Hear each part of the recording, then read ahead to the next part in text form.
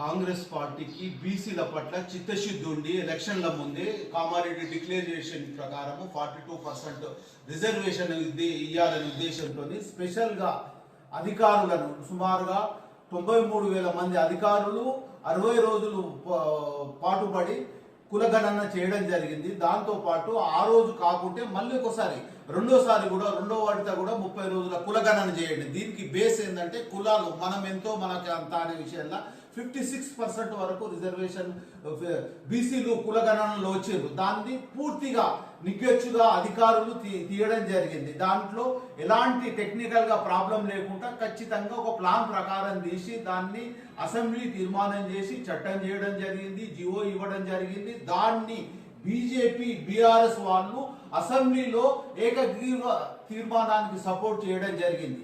కానీ బయటకు వచ్చిన తర్వాత వాళ్ళ నిజ స్వరూపాన్ని తెలియజేయడం జరిగింది. బీజేపీ వాళ్ళు ముఖ్యంగా గవర్నర్ దగ్గర, రాష్ట్రపతి దగ్గర దీన్ని బిల్లు ఆపివేయడం జరిగింది. అది తప్పు. బీజేపీ వాళ్ళను ఖచ్చితంగా ప్రజలు బీసీ వర్గాల వాళ్ళు విస్మరిస్తారు.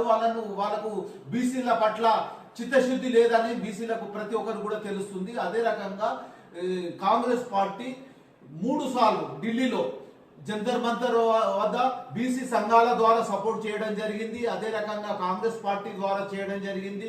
రాహుల్ గాంధీ గారు మరియు ఖార్గే గారు స్పెషల్గా దీనికి మీటింగ్ పెట్టుకొని ఓన్లీ మన తెలంగాణ ప్రాంతం కాదు, దేశంలో ప్రతి ఒక్క దగ్గర కూడా అన్ని రాష్ట్రాలలో కూడా కులగణన చేసి ఖచ్చితంగా బీసీలు మీరెంత ప్రతి ఒక్కరికి కూడా 42% రిజర్వేషన్ ఖచ్చితంగా ఇవ్వాలనే ఉద్దేశంతో చేయడం జరిగింది.